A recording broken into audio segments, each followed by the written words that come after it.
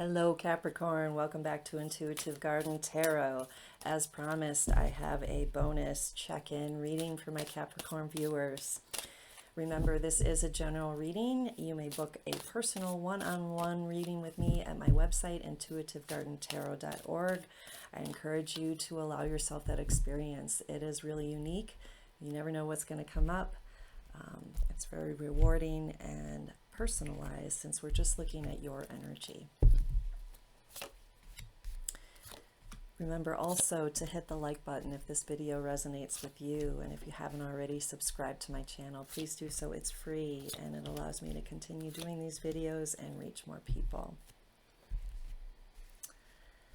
Okay, Capricorn, we have the Queen of Cups, Death, Queen of Pentacles, Eight of Swords, Seven of Cups, Two of Wands, and the Emperor. All right, we have all the elements here representing two major arcana, Death and the Emperor. Very strong energy there in those two. So let's break it down. All right, we have in the recent past the Queen of Pentacles here. And she is very magnetic. She knows how to allow things to come to her. She's connected to nature, grounded, and I'm hearing the word trust. She's trusting that what she needs always comes to her. So you might have experienced a manifestation, or you might be in a place of feeling grounded and solid with your abundance, with your physical health. You might be putting out an intention. You might have put out an intention of something you're trying to manifest, either financially or otherwise. And with the Queen of Cups, she is leading with her heart. She's making a heartfelt offer. And I feel like she's getting comfortable with her feelings and with sharing her feelings. Comfortable being seen.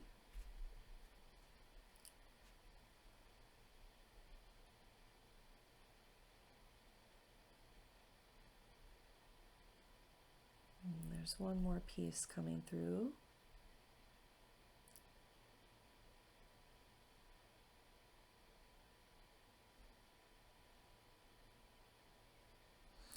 There's some kind of, I'm trying to get a word for this feeling.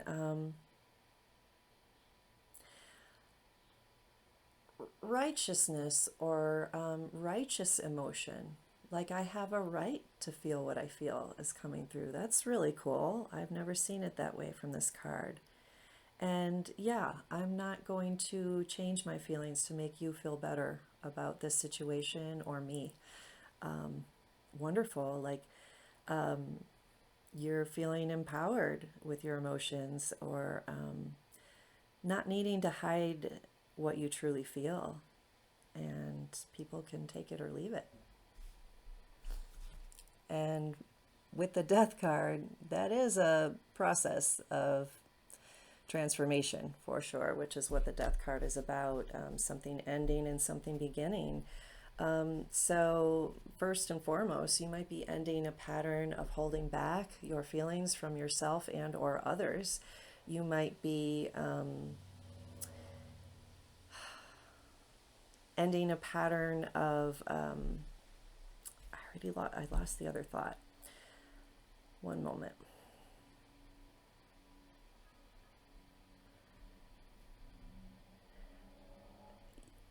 Okay, so it might trigger an ending to some people that you're in communication or in relationship with. You know,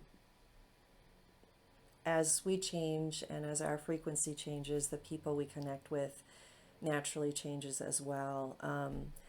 So as you're getting more comfortable and growing into your heart space and expressing yourself more comfortably, those who related to you in your old way of being, of holding back, might not resonate with these changes, and they might fall away in your life in some way or another. And there might be some grief around that, that you need to acknowledge if a relationship has changed or ended, or if you're just feeling differently about it. Allow yourself to grieve that loss, basically. And then the Eight of Swords at the heart of your reading here is very much about being stuck and feeling trapped. It's an illusion for sure. This card is always suggesting that we can simply get unstuck by opening our eyes, taking the wool off our eyes, just wriggling free ever so effortlessly, because it's, again, a perception that we're stuck or that we're limited in what's possible or what we believe is true. So back to that Queen of Cups, really not holding back her emotions. I feel like that might have been a message for you that you are untying yourself from, that perhaps you were taught that your emotions are inconvenient for others. And look at this, taking that mask off now, getting really authentic.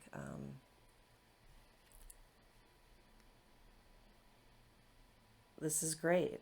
Again, I feel that you're breaking free from the chains that have bound you, from the beliefs or things you were even told about yourself, to stay small and to not express yourself, and to just keep your nose to the grindstone or toe the line is what I'm hearing as well. That's not working anymore, and I feel like you're getting really clear on being done with that. And the Seven of Cups, back to taking your mask off and being more in your authentic self, is showing a revelation or an understanding of the toxicity of not being authentic, the toxicity of holding in your emotions, and how that's really just hurt you and it's hurt your life experience. You might have believed that your emotions were too much for others, or I'm just going to leave it at that, too much for others. And so, I better not do that. That's a bad thing, because then I won't be loved, or then I'll be a problem, or the cause of some problem. I think you're seeing now that hurt you the most. It wasn't sparing anyone, because everyone has their own path to walk anyways. We can't be responsible for other people's emotions. And that realization might make you feel a little angry, appropriately so, but you've got this. You know the bigger picture, and that is yet another emotion that you don't have to apologize for, right? And the Two of Wands here is looking at that higher perspective, from that higher perspective, looking down at your emotions from a place of strength and much higher understanding, observing your emotions too, because they're here to teach you, they're here to guide you, they're here to support you in your truth. And it's also a part of your intuition, being able to feel clearly and not having convoluted messages about what you're feeling being wrong. A lot of us were told that too, when we had a feeling like, no, don't feel that, or that's not appropriate.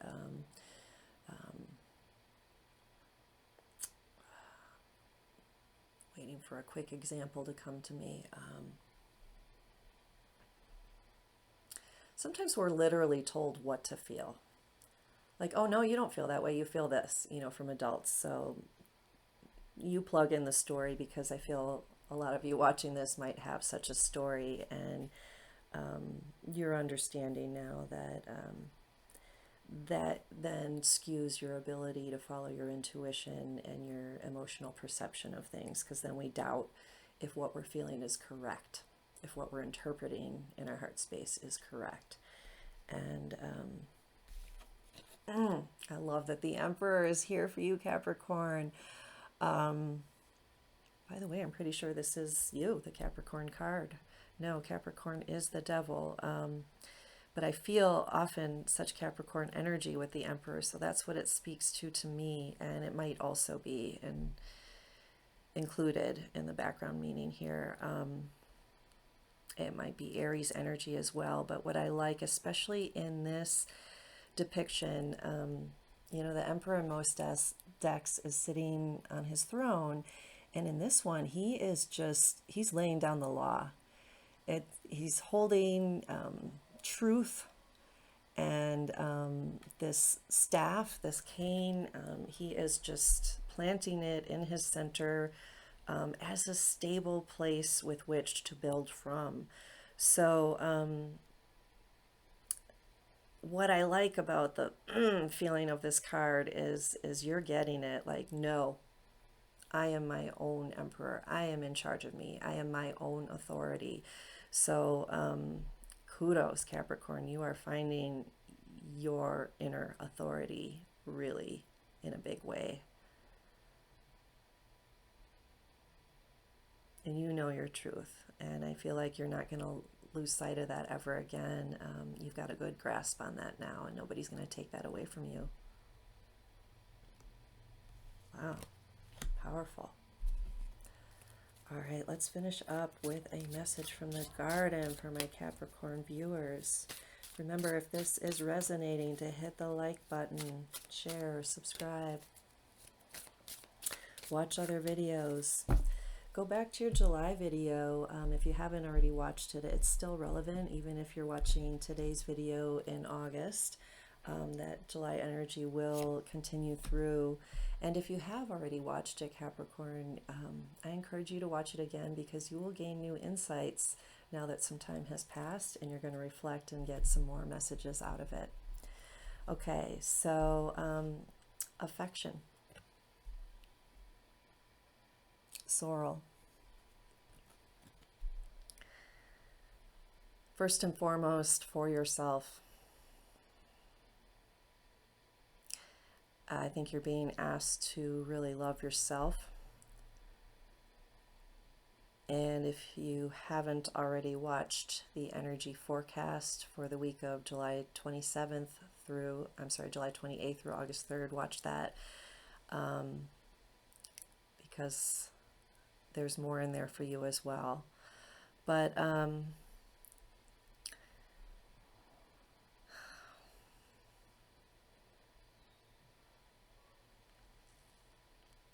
I think with these limitations, it's fair to say that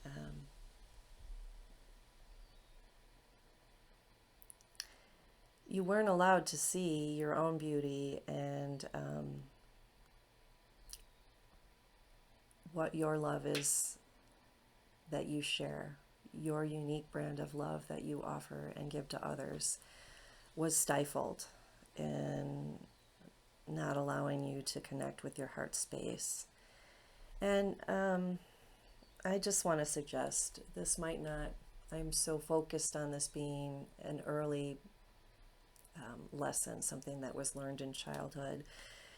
That may or may not be true. This could be something you've just decided and over time taken on as your own limiting belief, in reflection to how others reacted to you over the years. It could honestly, more likely than not, be both, right? So I just want to put that out there, but you are now freeing up your ability to see the beauty of your love that you share and what you have to give, and how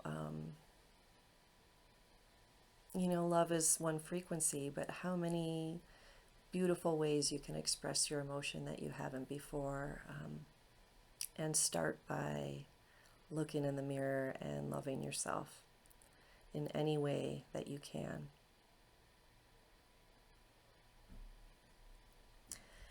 And back to possible relationships that might be falling away or coming to an end as you shift and grow in the way that you are so beautifully and should.